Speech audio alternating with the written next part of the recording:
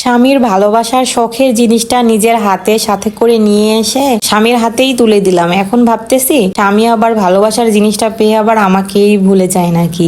আসসালামু আলাইকুম, কেমন আছেন সবাই? আশা করি সবাই অনেক ভালো আছেন। আমরাও আল্লাহর রহমতে অনেক ভালো আছি। আচ্ছা বলেন তো, আমরা মেয়েরা এমন কেন?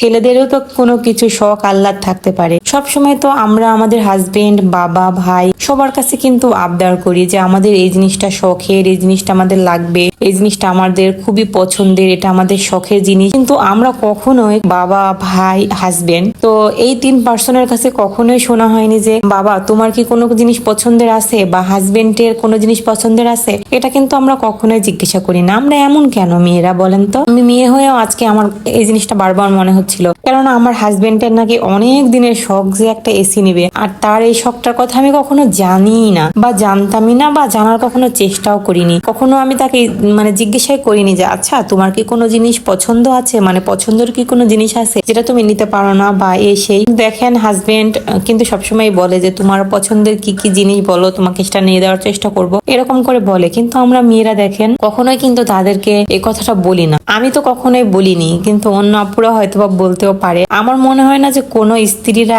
এভাবে তাদের হাজবেন্ডকে বলে যে তোমার কি কোনো শখের জিনিস নেওয়া লাগবে নাকি। কেননা আমাদের মেয়েদের শখ পূরণ করতে করতেই তাদের দিন শেষ হয়ে যায়। আমার হাজবেন্ডের এই এসিটা তার নাকি অনেক দিনের শখ। নেওয়ার পরে সে বলতেছে জানো এটা আমার অনেক দিনের শখ ছিল, কিন্তু আমি যে কোনো পরিস্থিতি নিতে পারিনি, কিন্তু ঢাকাতে এসে আমাকে নিতেই হলো। কেননা ঢাকাতে প্রচুর গরম, আর আমরা থাকি টপ ফ্লোরে। টপ ফ্লোরে তো সেই অবস্থা, যারা ঢাকায় থাকেন আর টপ ফ্লোরে থাকেন তারা তো অবশ্যই জানেন কি পরিস্থিতি। তো আমরা ঢাকায় সব জায়গাতেই ডাউন পেমেন্টে খুঁজলাম, কিন্তু কোথায়ই পাইলাম না। তো শেষমেশ আমরা সান্তাহার থেকে নিয়ে আসলাম। যেহেতু আমরা এর আগে সান্তাহারে ছিলাম, তো সেইখানে পরিচিত মানুষজন ছিল, তাদের মাধ্যম দিয়ে আমরা এসিটা নিয়ে আসলাম। কিন্তু আপনাদের কাছে আরো একটা কথা বলি, আমি যখন এসিটা নিয়ে এসে লাগাইছিলাম সেদিন একটা রিলস আপলোড দিয়েছিলাম। তো সেখানে অনেক জনের অনেক কথা আমি শুনেছিলাম। তো কথাগুলো শুনে সত্যি আমার অনেক খারাপ লাগছিল। তারপরেও ভাবলাম যে না, কিছু লোকে তো কিছু কথা বলবেই, এটার জন্য আমি আর কিছু মনে করিনি। সবাই বলতেছিল যে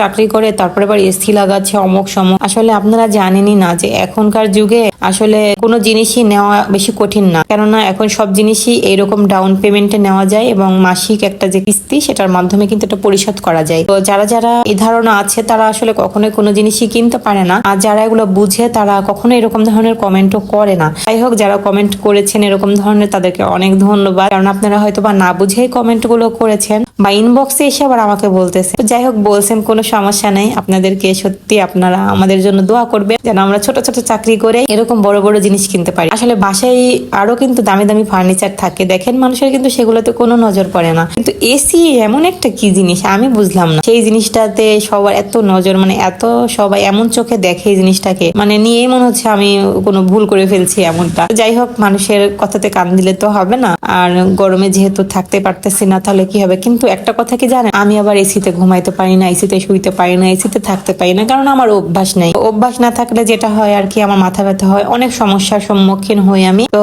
তারপরেও শুধু আমার হাজবেন্ডের জন্য নেওয়া হলো। নেওয়ার পরে তার খুশিটা দেখে আমি সত্যি অনেক অনেক অনেক ভালো লাগছে নিজের কাছে, যে যাক অজান্তেই স্বামীর একটা শখের জিনিস নেওয়া হয়ে গেছে। ও কিন্তু সবসময় চাই যে আমি কি জিনিসটা পছন্দ করি, কোনটা আমার পছন্দ, আমি কোন জিনিসটা আবদার করতেছি সেটা পূরণ করতে করতে ওর দিন চলে যায়। তবে আলহামদুলিল্লাহ যে এইবার অজান্তেই তার মনের একটা শখ পূরণ হয়ে গেছে। তো আমি আপুদেরকে একটা কথা বলবো, আপনারাও হাজবেন্ড মাঝে মধ্যে বলবেন যে তাদেরও কোনো পছন্দের কোনো জিনিস থাকতে পারে কিনা। এরকম প্রশ্ন আমার মনে হয় যে করা উচিত।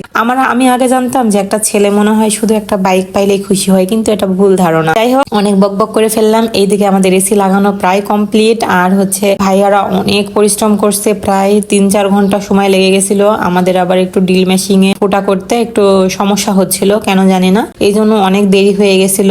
তারপরে তো বাসার অবস্থা দেখতে পাচ্ছেন কি অবস্থা। আবার নতুন করে আমাকে এই বাসাটা আবার গুছাইতে হবে, কেননা চারিদিকে ধুলা বালি, আর এই যে ইটের খোয়া টোয়া এগুলা সব ময়লা পড়ে গেছে। পরে আবার সবকিছু ক্লিন করে, তবে আপনাদের ভাইয়া অনেক হেল্প করছিল, সে আমাকে এগুলো কাজে খুবই হেল্প করে। দুজন মিলে বাসা সবকিছু গোছগাছ করে কমপ্লিট করে নিলাম। তারপরে ভিডিওটা দিতে পারিনি, এত ক্লান্ত হয়ে গেছিলাম। আর এসিটা অনেকদিন আগেই নিয়েছি, কিন্তু ভিডিওটা আসলে দিতে ইচ্ছা করতেছিল না, পরে দিয়েই দিলাম। সবাই ভালো থাকবেন, সুস্থ থাকবেন, আমাদের জন্য দোয়া করবেন, আর আমার এসিটা কেমন হয়েছে অবশ্যই জানাবেন। সবাইকে এসির বাতাস খাওয়ার দাওয়াত দিলাম। সবাই ভালো থাকবেন, আল্লাহ হাফেজ।